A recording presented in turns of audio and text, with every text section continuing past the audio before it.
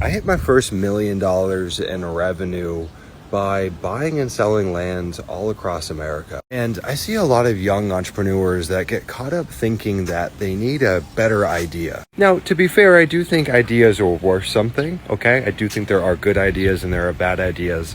But I think for someone that's just getting started trying to build their first business, you don't need a better idea. In fact, I would argue that you need a simpler idea. Because as a new entrepreneur, simple wins. And that's why in 2019, I started buying tracts of land across America, buying them at deep discounts and reselling it.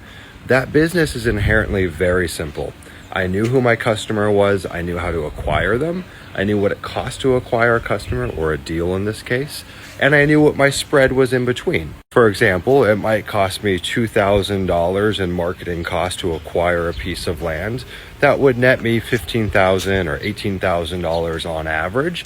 So once you figure out that math, then you just apply more juice to the machine and just scale it up. And the problem is, I see so many people that are trying to reinvent the wheel or dream up crazy business ideas or great ideas but no way to acquire customers. And I think at the beginning you're just making it infinitely more difficult than it needs to be. Save that stuff for a later date. You see, what I've done is I've started very, very simple, and then I built more complex businesses and more complex and more complex, and I ratcheted up. It's not that you need to just pursue simple ideas forever, but I think you start there.